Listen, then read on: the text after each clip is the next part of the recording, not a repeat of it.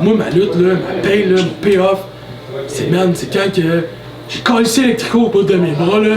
Je me suis reviré de bord, man. J'ai juste levé, j'ai juste comme écarté les bras comme ça.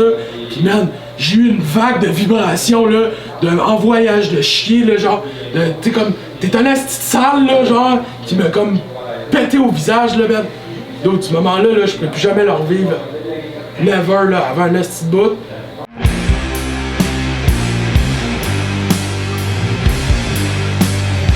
Pour moi, là, ça vaut toutes les 10, les 20 piastres que tu vas me donner dans une fédération de marde, man, le sol d'église devant 30 personnes, je te le garantis, man.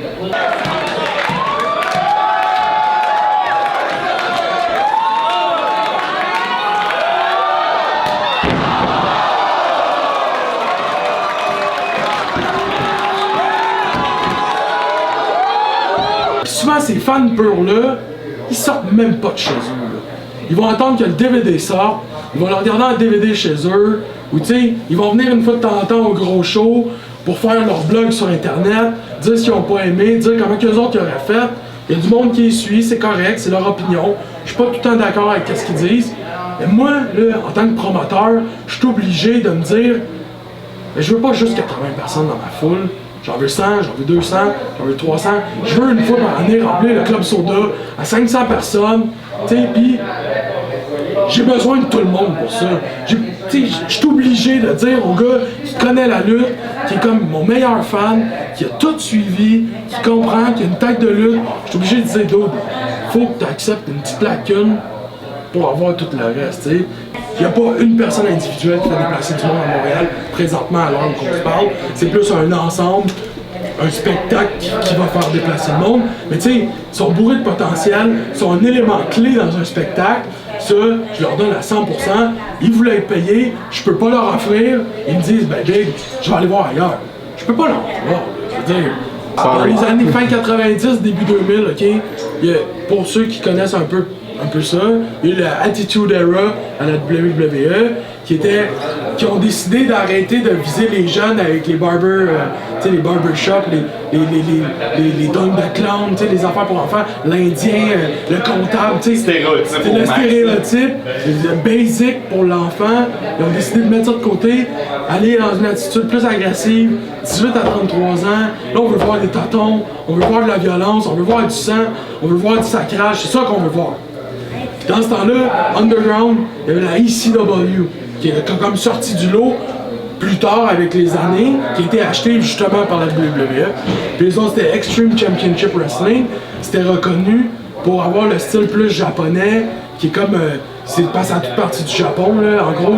Là, tu tombes un peu plus dans le freak show, là. Tu tombes dans les, comme tu dis, les punaises, les barbelés, les néons, ici et ça. Puis ça, mon gars, ça a pris une popularité là, inimaginable. Là.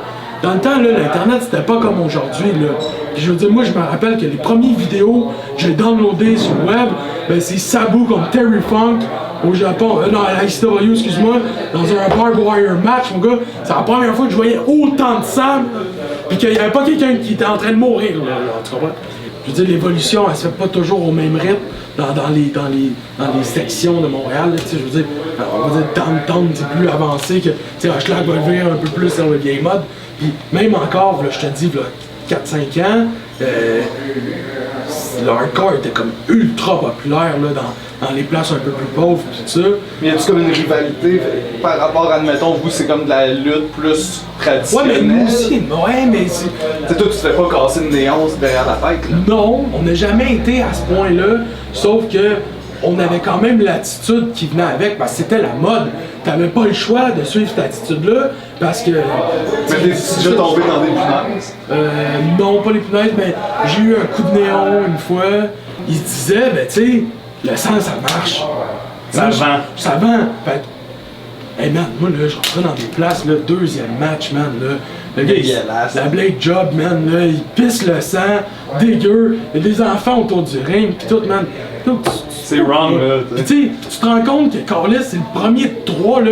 Genre, sur 7 matchs, il y a eu 3 Blade Job. T'es comme, what the fuck, man? Là, le troisième Blade Job, là, t'en as rien à coller ici de qu'est-ce qui vient de se passer. Le gars, il saigne, ok. J'aurais pas mis tout cet effort là-dedans si ça aurait été la marque qu'on a pu montrer, tu sais. C'est facile, là, de montrer le sous-sol d'église devant 30 personnes avec le bien-être social là, qui manque des dents, là, puis qui va te dire une phrase que tu vas être obligé de soustrer parce que tu comprends pas en tout, puis qu'il y a du monde qui trouve ça drôle, là. Puis, tu sais, je veux dire, à quelque part, t'as pas le choix de l'accepter. Moi, personnellement, je trouve pas ça drôle, man, parce que ce gars-là, man, là, il prend le temps de prendre son argent, de venir chez nous, man, de dépenser son cash, un cash que des fois, il a peut-être même pas, là, genre, puis que, tu sais, puis qu'il nous aime, puis que pour lui, ça le délivre un peu de sa vie de marde, là, tu comprends? Le lutteur, maintenant, on est rendu plus le personnage, puis le combattant, maintenant, ben, c'est Georges Saint-Pierre, c'est le gars de la UFC, c'est Éric Côté, c'est Jean Pascal, c'est des gars qui est plus réel, c'est pas un spectacle, puis t'en regardes moi qui est ben moins entertainant, mais c'est vrai, tu vois? Fait que là, les autres, ils savent que ces gars-là, ils se battent pour des vraies raisons. Fait que je pense que ça va plus chercher le public moyen. Moi, est-ce que ça me stresse? Non. Parce qu'à la base de la lutte, c'était du combat ultime. Fait que le monde, une bonne fois, ils vont réaliser que c'est pas entertainant autant que la lutte. Puis que oui, la lutte, c'est fake, là. Quand t'embarques, man, c'est un crise de show, là. Mais la lutte, on reste dans de quoi d'athlétique. On n'a pas le choix d'avoir une shape. Tu sais, comme moi, j'ai jamais touché aux stéroïdes. Je suis loin d'avoir la shape parfaite. Là, j'ai le beer gut. Puis, tu sais, je veux dire, je me fais écœurer backstage par les autres. Puis tout. Sauf que la différence, c'est que quand je rentre dans le ring, je sais que je suis capable de performer. Je sais que je suis capable d'en donner pour leur argent. Tu sais.